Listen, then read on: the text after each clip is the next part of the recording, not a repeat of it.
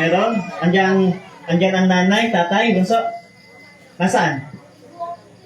Meron po yung totoo. Meron po, kompleto. Seryoso po?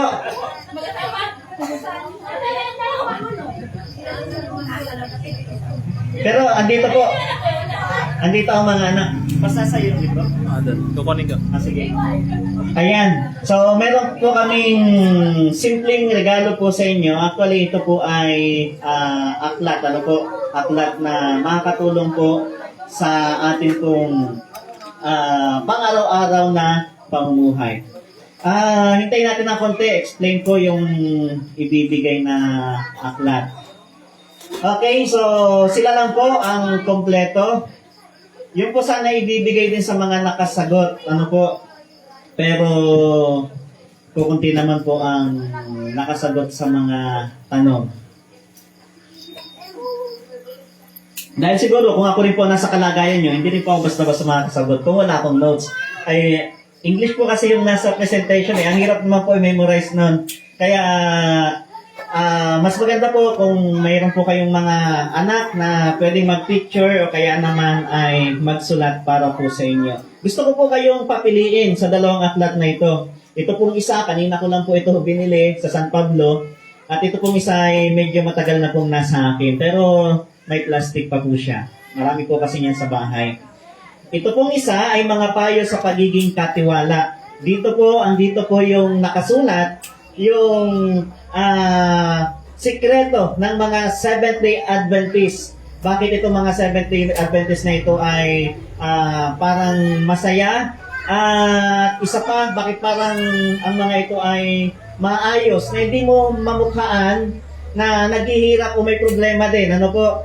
Ayan. So dito po sa pagiging katiwala, dito po yung na marami po tayong matututunan dito. Ang sikreto lang po talaga ay kung paano po tayo mapalapit sa ating pong Panginoon. Dito naman po, mga payo po ito tungkol po sa pamilya. Ayan, sa pamilya. Ngayon, kung pipiliin ko po kayong mag-asawa, alin po dito sa dalawa ang inyong gusto? Isa lang po. Okay, yung malapad. Ayan, ito po ay tungkol po sa pamilya at yan nga po napapanahong topic o napapanahon po ang nilalaman ng aklat po na yan. Tinignan ko po yan kanina, actually kabibili ko lang po, nag-iwan nga po ako ng isa sa bahay at ako po yung nagandahan sa aklat po na yan. So, sana po ay makatulong sa inyong pamilya at inyo pong mabasa. Ngayon pong gabi, sa atin pong papatuloy sa ikalawang gabi ng ating pong pag-aaral sa lugar na ito, ang ating pong ginagawang pag-aaral, ayan, sa harapan, pag-aaral at mga payo sa pamilya. May temang mayroon bang forever. So yung tema natin, sa mga susunod na gabi natin sasagutin. Ano po, kung ano po ang ibig sabihin niyan. Magpatuloy muna tayo sa ating pong pinag-aaralan at ito nga po ay tungkol po sa pamilya. Pero sa unang dalawang gabi, ay nakapokus po ito sa mag-asawa at sa pag-aasawa. So, pagbigyan po muna natin yung majority naririto, yung mga kabataan at yung mga may asawa na. Ayan. So, yung mga dating may asawa na at siguro ay namayapan na, ay pakinggan na lang po natin ano po at baka ito po ay makakatulong at pwede nyo rin pong maipayo kung kayo po ay may apo at kung kayo po ay mayroon pong anak. Okay, ang pag-uusapan po, tama. Anak nga. Ngayon, ang ating pong pag-uusapan ngayong gabi ay pinamagatan kong mag-asaway di biro. Mga minamahal po namin mga kabataan at sa mga medyo nakakaunawa na nito. Gusto ko pong ipaalam sa inyo at sasang-ayon po ang inyo pong mga magulang. Sasang-ayon ang mga magulang na naririto. Ako po'y naniniwala na ang ating pong pinag-uusapan o pag-uusapan ngayong gabi na may title na ang mag-asaway di biro, lahat po sila ay mag-a-agree. Maniwala po kayo sa akin. Dahil sa katotohanan, ang totoo po ay hindi po talaga biro ang pagbuo ng pamilya. Hindi lang sa tinatawag nating pag-aasawa. Yan. Hindi lamang yung ikaw ay ikakasal. Hindi lamang po ito yung hindi biro dito. hindi rin po biro ang magkaroon ng anak. Hindi rin po biro ang magkaroon o magpalaki ng anak. At hindi rin po biro ang magpaaral ng anak. So napakarami po, minamahal ko po mga kaibigan, na dapat nating i-consider sa mga kabataan bago tayo pumasok sa tinatawag na pag-aasawa. Maraming pwedeng i-consider. Sino na po dito ang nakakita ng ikinakasal? Yan, halos lahat naman tayo. Ano po? Panoorin natin ito. May sound po ba?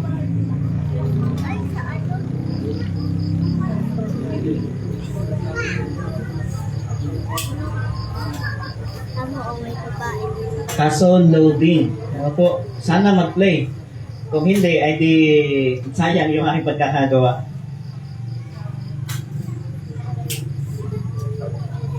Loading po.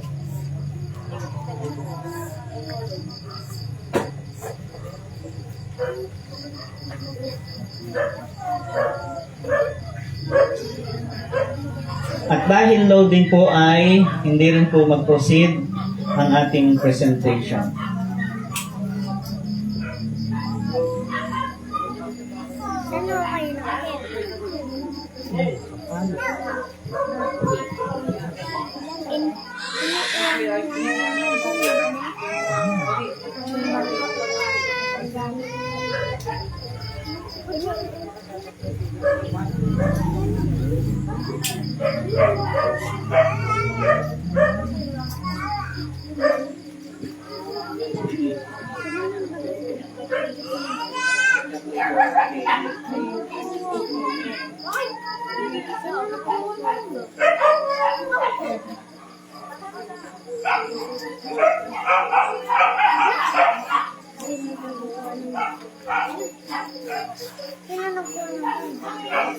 Kanina ba yan?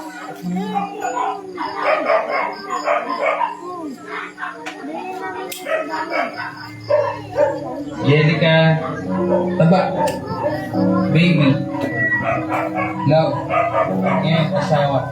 Yan yung mga tinatawag sa inyo. Sa'yo, sa inyo tuloy. Ang ganda na sana, no?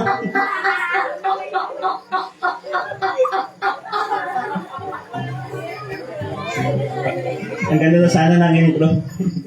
Yung pala yun ang tinatawag ko sa inyo. Naparamihan. Okay, so po-proceed po tayo.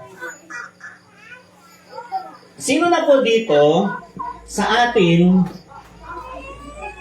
ang nakapag-online shopping? O mahilig mag-online shopping? Sa mga magulang, meron parang sa mga kabataan ang marami, ano? Napakaraming marunong dito o mag-online shopping. Sa mga magulang, hindi na masyado, ano? Hindi natin alam yung paglalasada. Hindi natin alam yung pag-shopping. O kaya ano, pag-order sa TikTok. Yan inyo po mga anak, kung bakit yan ay may mga gamit minsan na hindi natin alam, baka yan po ay naka-order sa TikTok, ano po, o kaya sa Lazada, o kaya naman sa Shopee. Sa panahon po natin ngayon, usong-uso yung tinatawag nating online shopping. Uso po yan sa ating kapanahunan ngayon. Pero sa online shopping, ganito po ang nangyayari. Ayan, minsan, sa advertisement, ito yung nakikita, ang ganda, no? Pero pag kayo dumating, ay ganyan na ang itsura. So, iba na yung quality. Pero ang ganda niya, pag makikita mo sa Lazada, sa Shopee, yung pala, ganito yung talagang itsura niya. Ganyan po ang nagiging problema sa shopping. Merong expectation versus reality. Yan, yung sa online na nakikita nila, ito, ang ganda ng damit, ang ganda ng dress, ang ganda, ang cute nung puppet, ano po, ang ganda ng jacket, kaya lang pag dumating, ay ganyan na yung mga itsura. So, nagiging iba yung tinatawag natin realidad kesa doon sa nakikita. Alam niyo po ba, minamahal ko po mga kaibigan, ganitong-ganito ang pagdating sa pag-aasawa. Ganitong-ganito, iba yung iniisip natin sa talagang nangyayari sa buhay mag-asawa. Magkaiba po yan. Ang iniisip nila pagka may asawa na ay talagang masayang-masaya na. Pero, depende pa rin sa ating pong mahanap at mapapangasawa. Okay, merong iniisip na kapag may asawa na ay lalagay na sa tahimik. Lalagay ba talaga sa tahimik o lalagay sa mas maingay na buhay? So merong iniisip na akala nila ay sa pag-aasawa, ganun-ganun na lamang. Pero pag tayo po ay dumating na sa buhay na kung saan ay pumunta na sa pagkakataon na tayo po ay papasok sa pag-asawa, ganito na po ang nangyayari. Dati lovebirds, nung nag-asawa na, angry birds na, ano? Lagi nang galit sa isa't isa. Hindi lang ang lalaki, pati ang babae. Parehong galit na sa isa't isa. Pero nung mag-sweetheart pa, talagang lovebirds talaga yan. Kung makadikit, kung makahiga, kung makasandal, ay talagang sweet at mapapasana all na lang yung mga nakakita. Pero subukan nyo, pag mag-asawa na yan, ay kala mo ay maghihiwalay na. Angry birds na kasi. Ano po? Angry birds na. Yung iba, ganito. Nung una, yung lalaki ang authority. So, nung mag-sweetheart pa lang sila, yung lalaki talagang sigang-siga. Sunod-sunuran yung babae. Pero pag napangasawa na, ano na? Baliktad na. Yan na yung babae na ang sigaw ng sigaw at tahimik na lang ang lalaki. Siguro may mga nakaka-relate dito, ano? Pero yan po ang nangyayari. Noon, nakakapag-ayos ka pa. Talagang fit na fit. Nakakapag-barbell ka pa. Makapit na fit pa yung iyong ano. Pero nung mag-asawa na, lumalaki na yung tiyan. Ganyan na ang nangyayari. Sa babae, ganito. Dati talagang fitted. Aba, ay nung asawa na, ay ganyan na po ang nangyayari. So, minamahal ko po mga kaibigan, sa pag-aasawa, hindi natin talaga alam yung ating pong magiging kalagayan. Ano po? Kaya, ang sabi po ng mga eksperto, dapat ito po ay talagang pinag-iisipan, pinaghahandaan. At ito po ang pinaka-major. Marami po yan, pero naglagay lamang po ako ng 4. Major problem sa pag-aasawa. Ano po? Ito yung pinadahilan ng kanilang pinag-aawayan. Ayan. Number 1, kulang. Kulang ng N. Finances. Yung pananalapi, yung pera. Yan po ay madalas na pinag-aawayan po ng mag-asawa. Yung iba naman, may kita naman, pero napupunta pa saan? Napupunta pa minsan sa barkada, napupunta pa sa sugal, napupunta pa sa sabong, napupunta pa sa pagtutong-it, napupunta pa sa pag-iinom. Kaya merong problema sa finances. Ano po? Kahit na meron namang kinikita ang kanila pong mga asawa. Okay.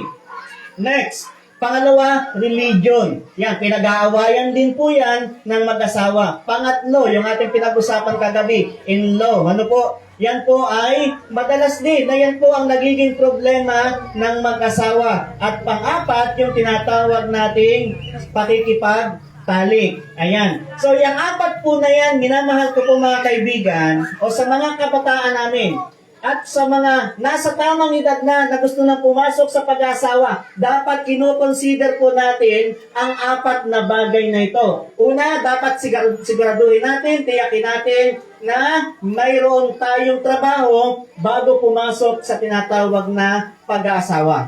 Okay? So, mayroon dapat kinikita. Meron dapat diskarte ang inyo pong mapapangasawa. Pangalawa, dapat iisa po ang inyong paniniwala. Dahil pag kayo po ay magkaiba na ng paniniwala, magkakaroon po ng malaking problema sa loob ng tahanan. Yan po ang common problem ng mga kapatid po namin na nakakapag-asawa po na hindi kapananampalataya. Bakit? Kami pong mga Seventh-day Adventists, maselan po kami pagdating po sa pagkain. Hindi po kami kumakain ng kung ano-ano. Hindi pa po kami kumakain ng aso. Hindi kami kumakain ng rabbit. Hindi kami kumakain ng bayawak. Hindi kami kumakain ng kasama na po yung baboy. Hindi po kami kumakain nun. Hindi kami kumakain basta-basta ng ano, ay kung nakapag-asawa ng mag-iinom ang aming pong kapananampalataya. Nakakapag-asawa ng kahit ano kinakain ay malaking problema po yun. Ano po? Magkakaroon sila ng malaking problema. Kaya sa relihiyon, mahalaga na pinag-uusapan din ito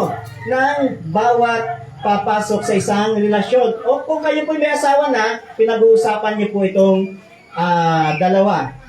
Pangatlo po, sa in-law. Yung pang-4, problema din po yan. Hindi po yan yung talagang sabihin natin, mag-aasawa lang ako para kahit gabi-gabi mga labit, pwede na. Tama po yun, pwede na, pero problema din po yan. Nagiging problema din po yan ng mag-asawa. Bakit? Ano ba yung nagiging problema? Ito po yung tinatawag nating evolution. Yan. Evolution of sex in marriage. Ano po ba yung tinatawag na evolution ng pakikipagtalik? Kapag kayo po ay unang taon, sa pag kayo ikasal, unang taon hanggang ikalimang taon, doon niyo po ma-experience yung tinatawag na talagang asawang-asawa. So pag kayo ay nagtatali, at talagang ang tingin nyo ay may asawa kayo, ano po? Kaya lang pagdating ng ika-6 na taon hanggang ika-10 taon, nawawala na yung A. Ano pong nangyayari? Sawa na. Dati asawa, pagkatapos paglipas ng taon, sawa na. Ayan, paglipas pa ng taon, 11 to 20 years, ang nangyari, nawala na yung S. Ano? Awang na lang. So nawala na yung nawala yung A, nawala yung S, nawala yung S, kaya awa na lang. Ay ano pa kaya pag umabot na ng 21 years pataas, ano ang meron? Yan, wala na. Wala na yung A, wala na. So kayo ay nagsasama na naman ng wala yan, kasi wala na, syempre, ano po, ang babae at lalaki po kasi, o sabihin natin ang babae, pwede po yung maihalin tulad sa tinatawag nating papaya. Bunga ng papaya. Yung bunga ng papaya, tusukin po ninyo. Ano mangyayari? Tutulo agad yung dagta. Ganun daw po ang mga babae kapag ka nasa batang edad pa. Pero kapag ka ang papaya po ay yung nabubulok na, kahit anong tusok niyo po dyan, wala na talaga. Wala na, ano po. So, ganun po.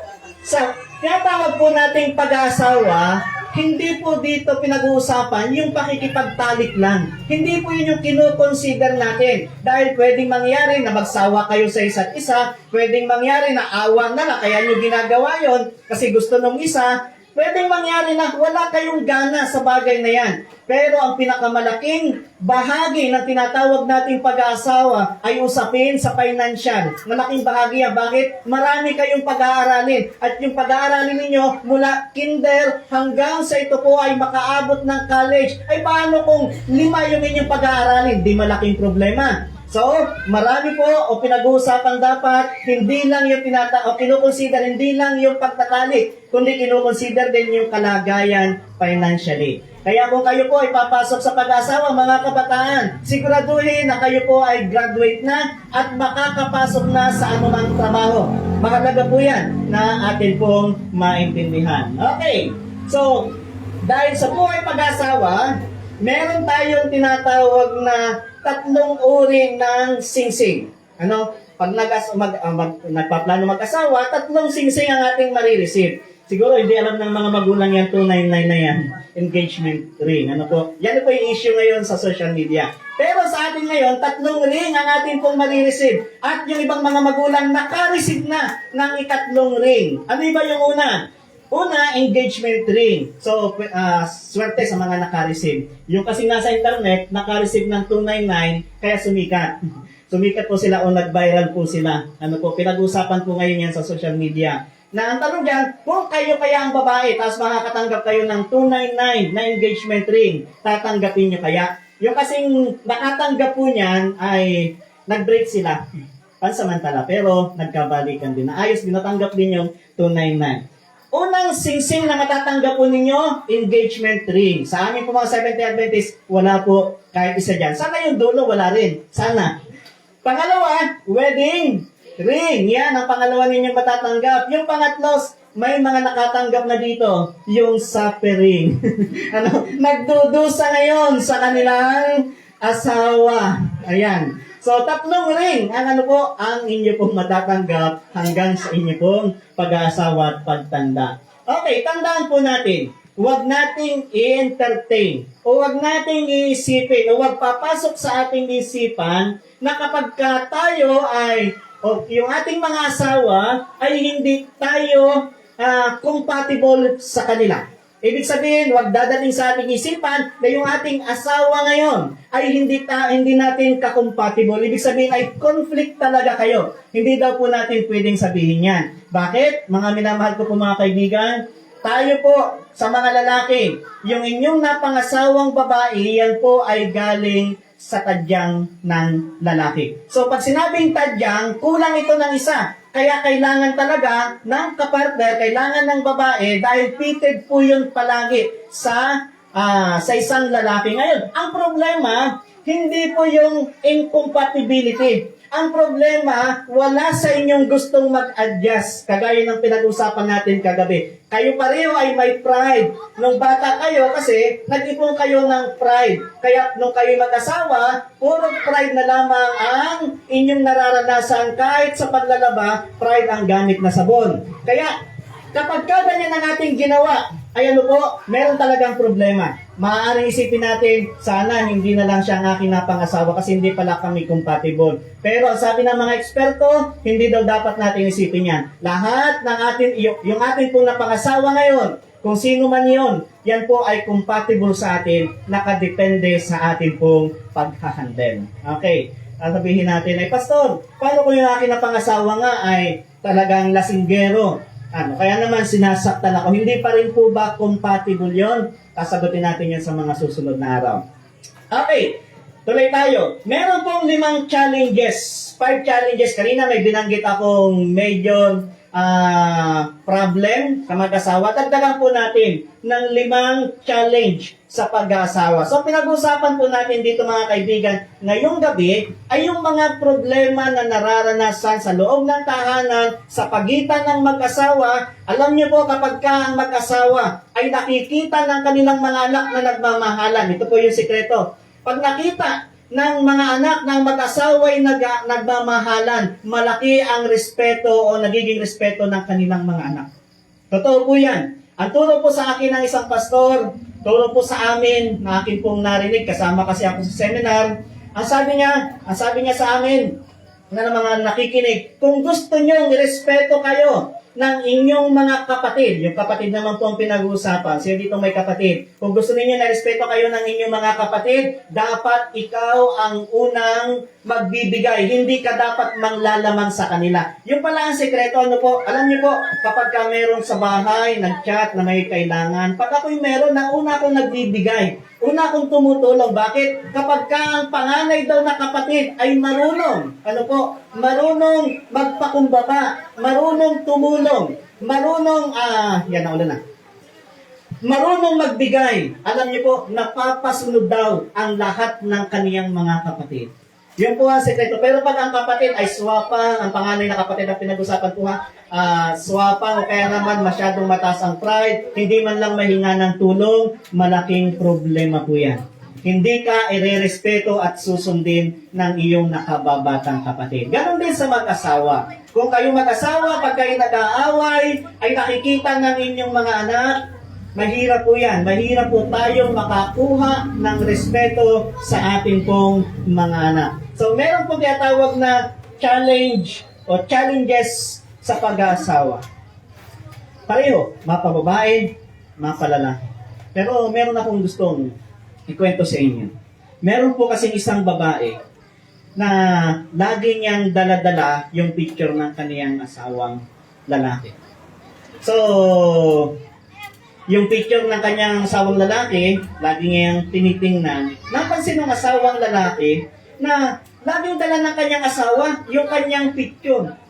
Yan, at tinitingnan. Ano po? Tinitingnan ganyan. Napansin ng lalaki kasi laging nang dala at laging tinitingnan. Ngayon, nagtaka na itong kanyang asawa. Sabi niya, bakit kaya laging dala-dala ng aking asawa itong aking larawan o aking picture? Isang araw, hindi po nakatiis ang asawang lalaki. Sabi niya, mahal, napansin ko lagi mong dala-dala yung aking picture at lagi mong tinitingnan. Bakit mo ba laging dala-dala yan at bakit lagi mong tinitingnan? Ganun mo na ba ako kamahal? Sabi ng kanyang asawang babae, sabi niya, mahal, may aaminin ako sa iyo. Itong picture na ito ay lagi ko itong dala-dala. Kasi sa tuwing magkakaroon ako ng malaking problema, titingnan ko lamang, kukunin ko ang iyong larawan at titingnan ko at sasabihin ko, wala nang mas lalaki pang problema dito. Patay. Yung asawa niya pala ang pinakamalaking problema sa kanila.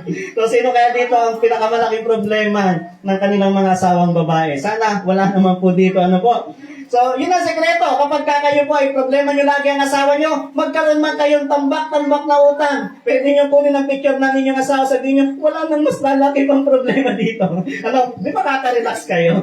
Okay, so 5 challenge sa pag-asawa. Ang una po ay yung challenge na tinatawag nating communication.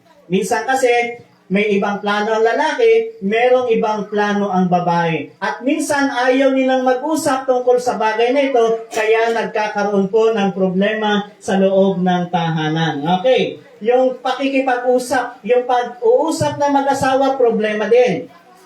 Minsan, kapag simpleng problema, pag-uusapan yan, may isa tataas ang boses, pagkatapos tumaas ng boses ng isa, yung isa magdadabog na, magwawala na. So meron pong problema sa communication. Minsan po mga kaibigan ay para bang wala ng karapatang mag-open o magsalita yung isa sa atin. Ano po? Ganyan po ang nangyayari. Dapat pareho marunong makinig. Dahil ang nangyayari ay ganito. Sa unang taon ng pag-aasawa, yung unang taon, ang lalaki ang nagsasalita at yung babae ang nakikinig. Okay. So medyo ano pa yung lalaki, medyo may pagkabarako pa sa unang taon ng pag-aasawa. Pero sabi ko nga, lumalaon ng panahon, nababago po ang sitwasyon. Sa ikalawang taon ng pag-aasawa, yung nagsasalita? Yung babae na nagsasalita at nakikinig na lang at ang tahimik ay yung lalaki.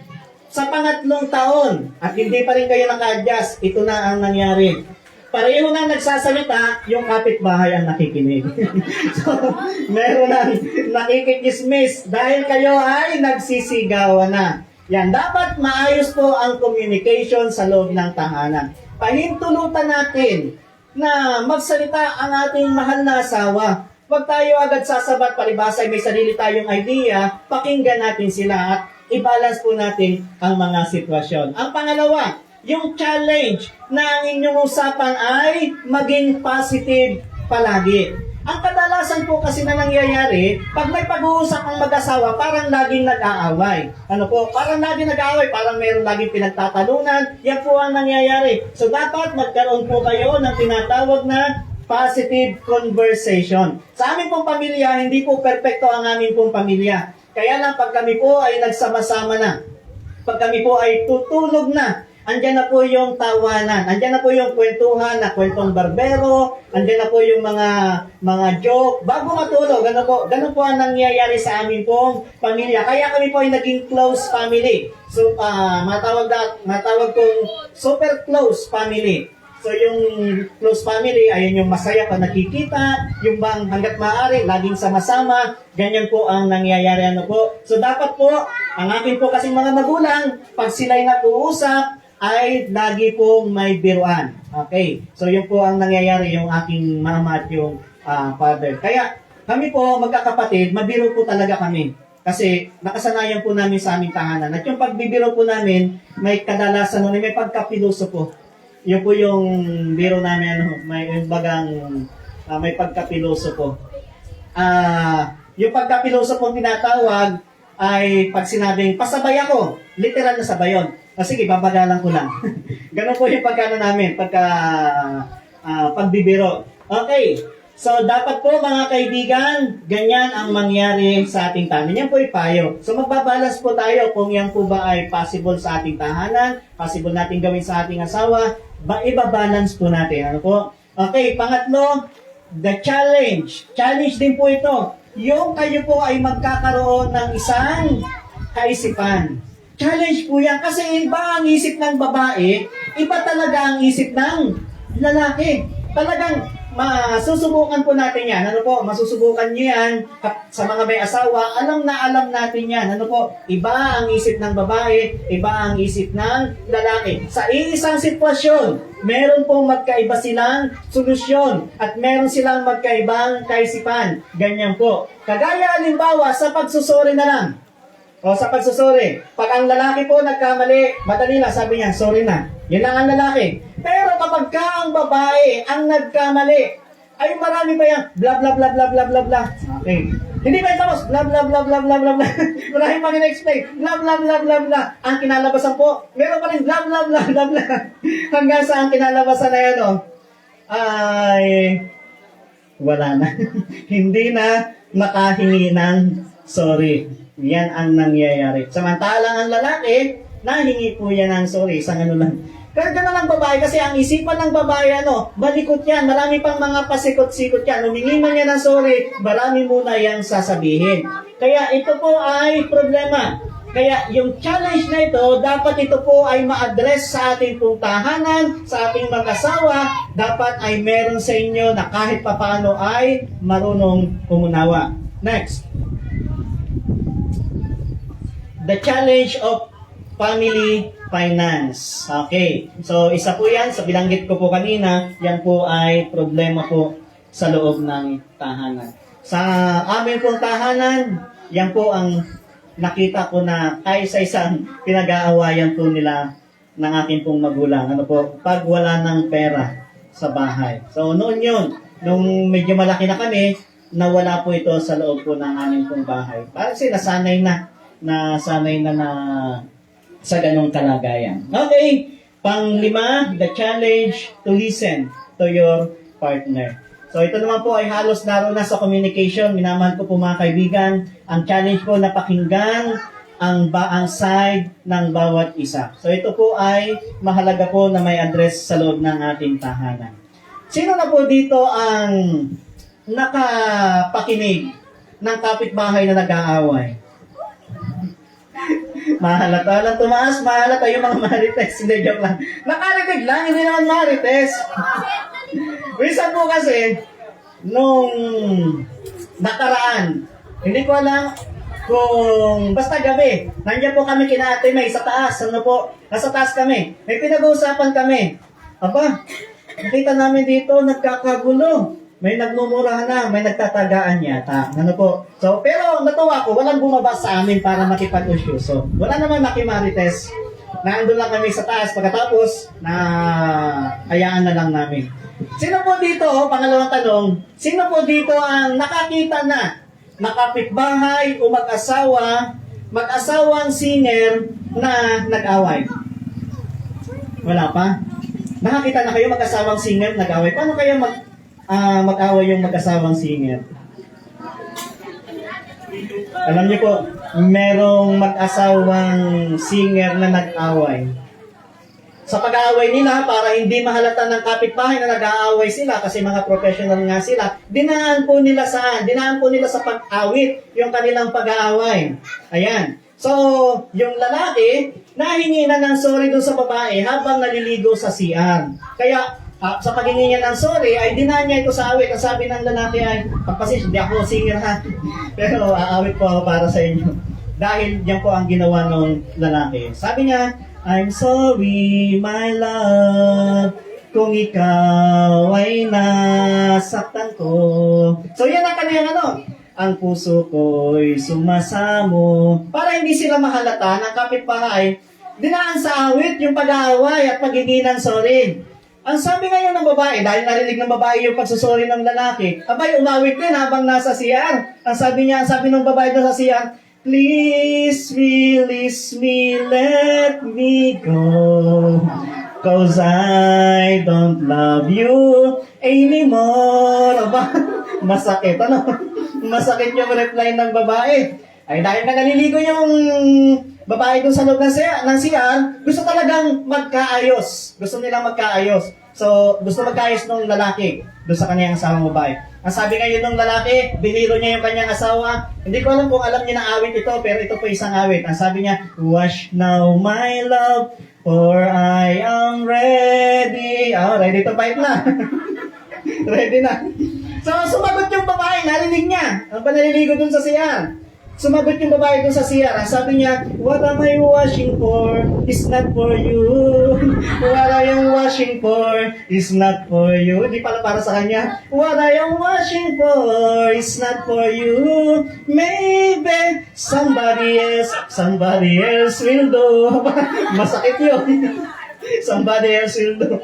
So, yung lalaki naman, ay, syempre, ayaw niyang magkagulo, ayaw niyang mapansin sila ng kapitbahay.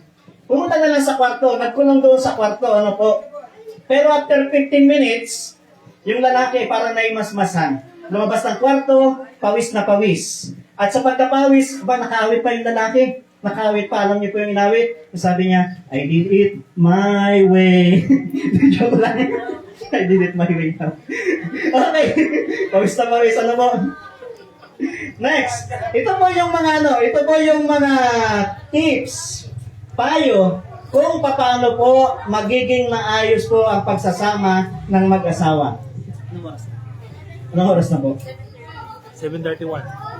7:31. Okay, so 10 minutes. Aside po dito, kinakailangan po ay i-honor. Ano ba yung honor sa ano? Galang. Igalang ng babae at magpasubmit ang babae sa lalaki. So, honor and submit to your husband. Yan po ang payo po sa atin. So, dapat po mga minamahal ko po mga kaibigan, sa mga babae, tayo po ay magpapasakop sa mga kalalakihan. Pero ang kalimitan baliktad, sinasakop. Ano po? Hindi nagpapasakop. Sinasakop na. Pero ang sabi ng Bible, magpasakop. Pero alam niyo po, sa pagbabasa po ng Bible, ito po ay kino-contextualize. Ibig sabihin, tinitingnan po natin ang konteksto. Sa Ephesians chapter 5 verse 22 po kasi, ang sabi diyan, mga babae, pasakop kayo sa inyong sariling asawa na gaya ng sa Panginoon. Ang nagsasalita po dito si Apostol Pablo, isang lalaki.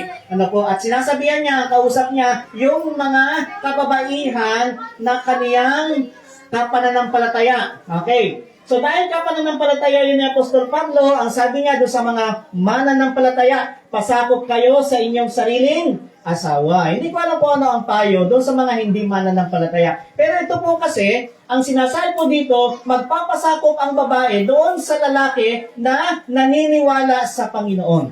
Yan po ang sinasabi po dito ni Apostol Pablo. Yung lalaki na kung saan ay ang kaniyang nagpasakop sa ating Panginoong Jesucristo, doon po tayo magpapasakop. Sapagkat ang lalaki ay pangulo ng kaniyang asawa, gaya naman ni Kristo na pangulo ng iglesia na siya rin ang tagapagligtas ng katawan. Pangalawa, kayo po ay parehong mag-uusap tungkol sa inyong pangarap sa buhay. Okay. So, dapat po ay meron kayong maayos na communication, kagaya ng pinag-usapan po natin kanina. Pangatlo, dapat marunong po kayong magpatawaran sa isa't isa. Alam niyo po, sa mga kabataan narito, sa mga nakarinig na, gusto kong ulitin, kung kayo po ay papasok sa buhay o sa pag-aasawa, ang dapat magbaon po kayo o pinapractice nyo na po dapat sa panahon na yon. Ngayon pa lang na kayo ay magkaroon ng puso na mapagpatawad. Okay. So, dapat meron po kayo niyan. Huwag kayong mag-iipon ng pride. Huwag po yun ang iipunin ninyo. Ngayon pa lang, mapababae, mapalalaki, i-practice nyo na. Yung kayo po ay marunong magpatawad. Yung kayo ay practice nyo na sa bahay na pag kayo nagkamali, magsabi agad kayo ng totoo sa inyong magulang. Huwag nyo pa-practicein yung pagkakaroon ng pride. Bakit? Pag pride ang pinairal sa loob ng tahanan, magkakaroon talaga ng malaking kaguluhan. Pero kung ang baon ng bawat isa, ayan, alam niyo po, may malaking baunan, may maliit na baunan. Magbabaon po kayo ng malaking baunan. At ang lalagay niyo po sa baunan na yun ay ano po, yung pagpapatawad. Bakit? Hindi lang kayo isang beses magpapatawad. Minsan, halos araw-araw, nagpapatawad kayo sa inyong asawa. Nagpapatawad kayo sa inyong mga anak. So, mga kaibigan, dapat meron tayong baon-baon yan. Ano po? Yung tinatawag nating pagpapatawad. Ito ay mahalaga na ma-practice ng bawat isa sa atin. Hindi lamang po 5 beses patatawarin ng babae ang asawang lalaki. Hindi rin 5 beses lang patatawarin ng lalaki ang kaniyang asawang babae. Kaya dapat po ay lagi kayong may baon ng pagpapatawad. Okay? Maging honest po sa inyong relasyon. Yan po ang pang-apat. Alam niyo po ba, bago ko po tapusin ang presentation ngayong gabi, ang anghel po na ito ang naging dahilan kung bakit ang buong pamilya o ang isang pamilya ay nasisira. Okay, sino po kaya ito mga kaibigan? Sino po? Siya po ang dahilan kung bakit may mga wasak na pamilya. Hindi po ang ating Panginoong Diyos. Minsan, hindi rin natin pwedeng masisi ang ating pong mga pagpili o ang ating pong mga sarili. Dahil may nagwawasak. May nagwawasak ng bawat sambahayan at walang iba kundi ito po ay sino po? Ang tawag po sa anghel na yan ay si Lucifer. Yan, si Lucifer po. Ano po ba ang nangyari sa kanya? Ikwento ko po sa maiksing panahon. Ang sabi po sa Ezekiel chapter 28, ganito ang sabi ng Panginoong Diyos, iyong tinatakan ang kabuuan na puno ng karunungan at sakdal sa kagandahan. Ito daw pong anghel na ito ay sakdal po sa kagandahan. Yan po ang kaniyang daladala. Pag sinabi po natin sakdal sa kagandahan, hindi ko po alam kung paano po ito explain. Ano po, minsan ang sinasabi natin na sakdal sa kagandahan, yung mga artista, kasi mapuputi sila, pagkatapos matatangkad sila, maayos ang kanilang mga ilong, matatangos. Doon natin dinidescribe yung pagiging sakdal sa kagandahan. Pero ito po, hindi ko po ito mailalarawan kung gaano talaga siya kaganda. Pero sabi ng Bible, siya po ay sakdal sa kagandahan. Ano ba ang nangyari po sa anghel na ito? Gusto ko pong banggitin ito sa inyo dahil ito pong kaniyang karakter ang pinagmulan ng kasiraan ng sangkatauhan.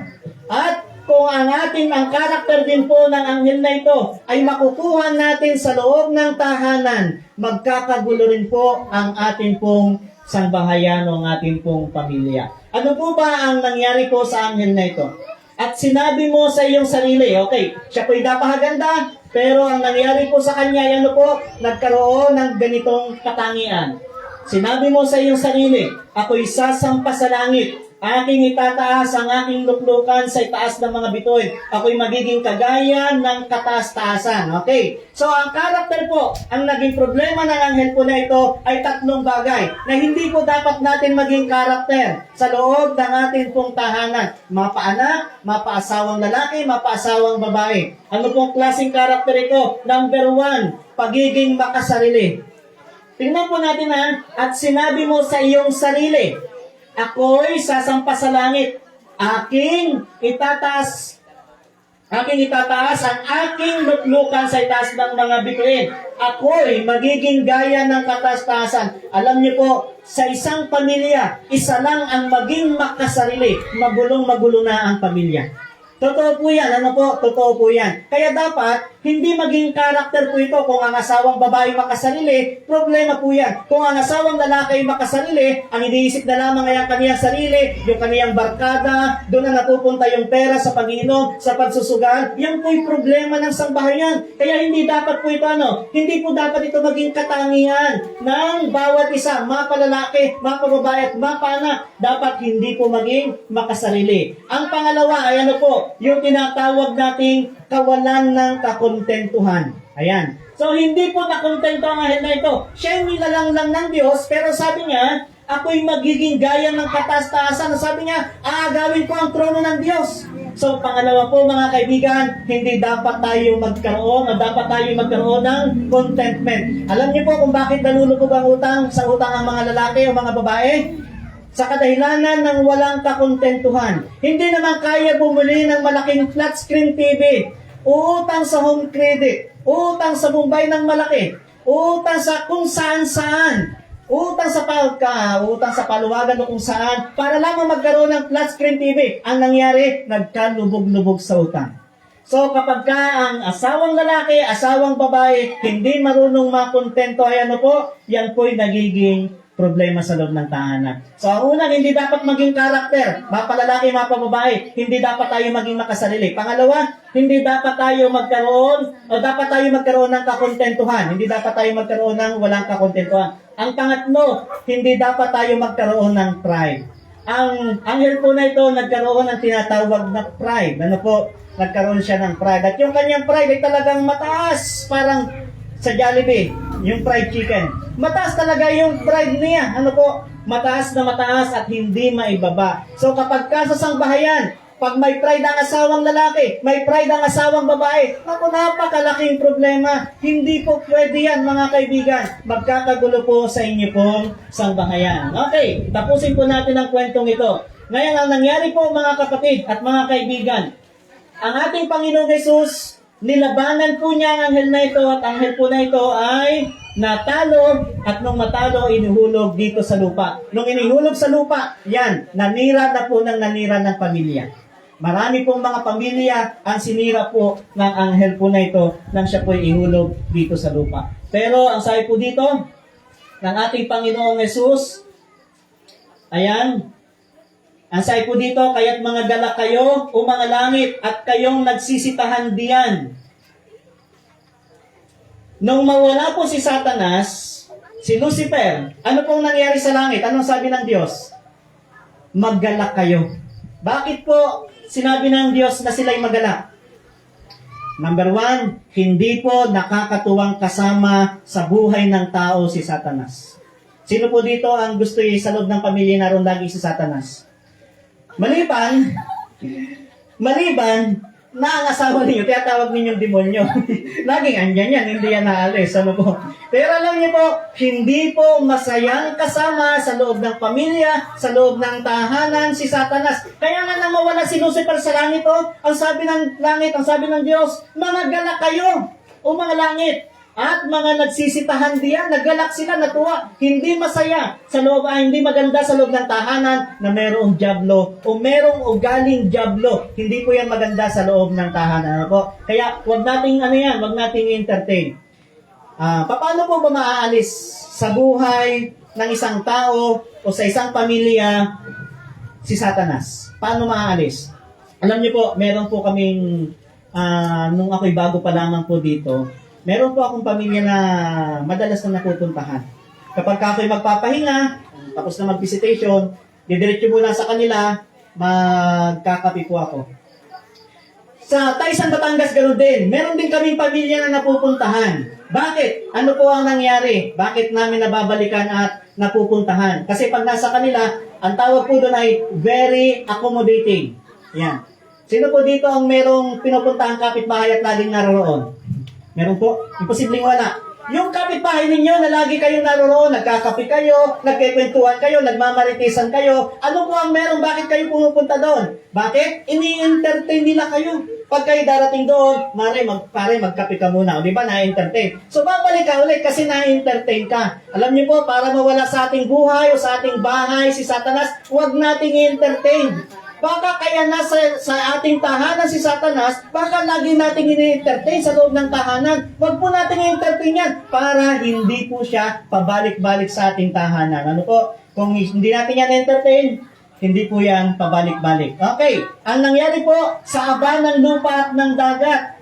Yung aba, kawawa kayong nasa lupa at nasa dagat sapagkat ang diablo'y bumaba sa inyo na may malaking galit. Yan po ang problema. Sabi, kawawa ang nasa lupa. Bakit? Si Satanas ay naririyan. Bumaba sa atin para sirain ang ating buhay, sirain po ang buhay ng bawat pamilya. Pero maraming pong salamat sa huling talata, huling dalawang talata na aking babasahin. Maraming salamat sa ating pong Panginoong Yesus sapagkat hindi niya tayo pinabayaan na sirain ang ating buhay. Hindi niya pinabayaan na sirain ang buhay ng bawat pamilya. Kundi isinugo niya ang kaniyang anak. Para ano po? Para labanan po ang kaaway para sa atin. So, tinalo po ng ating Panginoong Yesus ang kaaway doon sa krus ng Kalbaryo. At dahil po dyan, merong paraan upang ang ating pong pamilya ay maayos at maging masaya. Sa pamamagitan po ng Sa pamamagitan ng panunumbalik ng isang tao o ng pamilya sa ating Panginoong Jesucristo. Tandaan po natin, milyon ang pamilyang sinira ng diablo.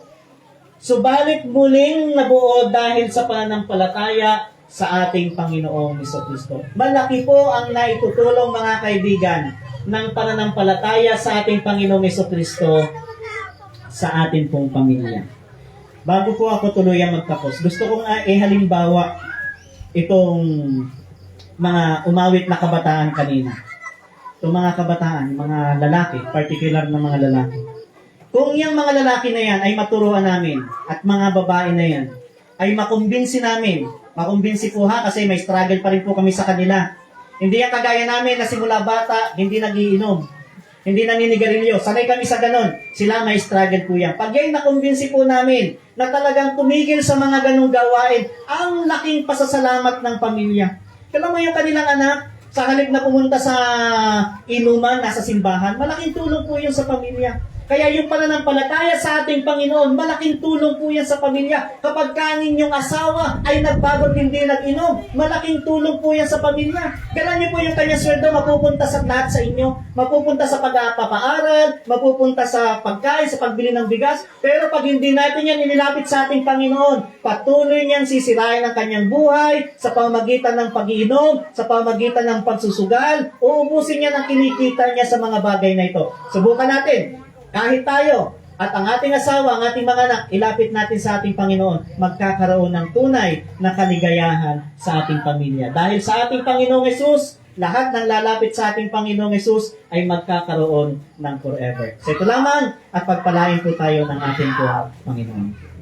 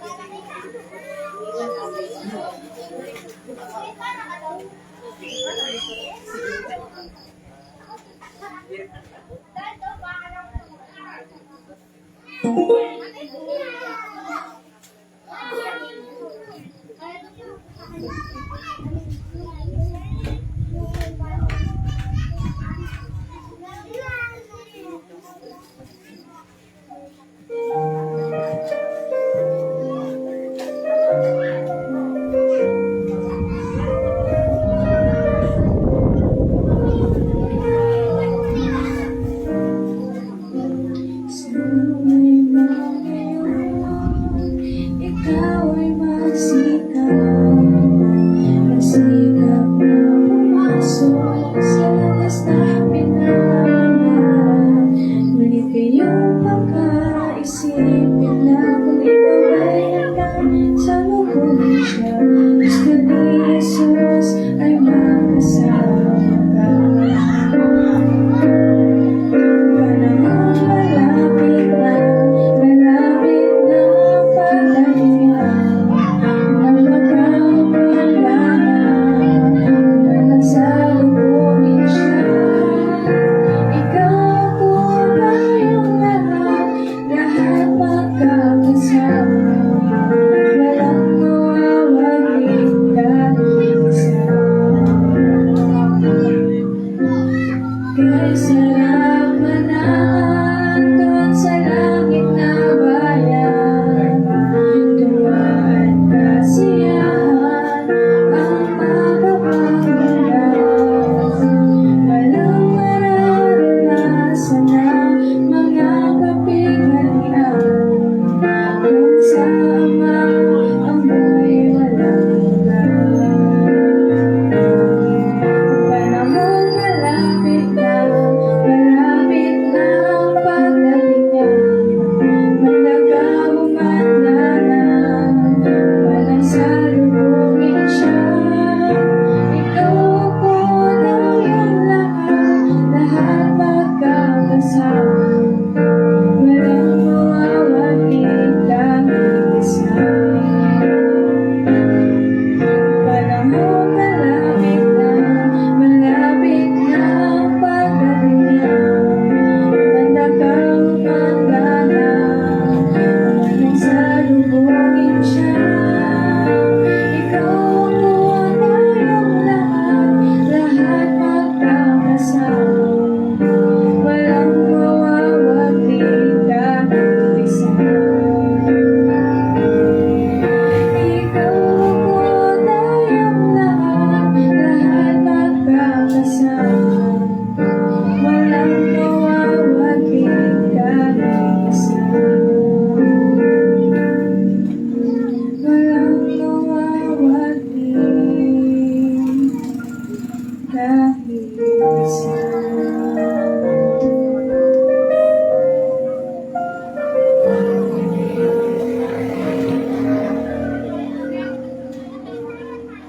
Tayo pong lahat ay tumayo para po sa ating pong pagtatapos na panalangin.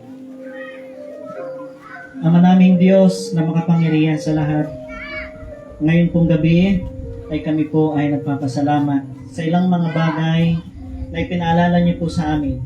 Mga mahalagang bagay na kailangan po namin tandaan upang maayos po ang aming pong sambahayan at magkaroon ng masayang pamilya. Batid niyo po, Panginoon, na hindi po namin kaya sa amin pong sarili lamang. Kailangan po namin ng inyong tulong. Dahil kami po personally, nahirapan po kami magbago. Malibang tulungan kami ng aming pong Panginoon Jesus. Kung kami po ay makakapag-adyas para po sa amin pong asawa, sa anak, batid namin na ito po ay magkakaroon ng pagkakaiba kaysa dati. Amin pong diadalangin, Panginoon, ang bawat sambahayang naririto. Tulungan po sila kung meron pong struggle sa kanilang buhay, sa kanilang asawa at sa kanilang mga anak. Huwag silang paabayaan po, Panginoon. Gaya na rin po ang aming pong mga kapitbahay, ang bawat pamilyang naririto sa lugar po ng Balimbing. Kasama na po ang aming pong butihin barangay captain. Sana, Panginoon, ang kanila pong mga pamilya ay lagi pong nasa ayos at lagi pong ninyong tinutulungan na magkaroon ng kapayapaan at kaligayahan. Patuloy po namin diadalangin na ingatan po kami sa aming pong pansamantalang pag-iwahiwalay ngayong pong gabi. Makarating kami ng ligtas at mapayapa at masaya sa kanya-kanya naming tahanan. Ito po ang aming pong dalangin sa pangalan ng aming Panginoon Jesus. Amen. Okay, so pwede na pong umupo. Tayo po ay magme-merienda. Maraming salamat po sa inyo pong pag-attend sa ikalawang gabi. Bukas po, sana ay makasama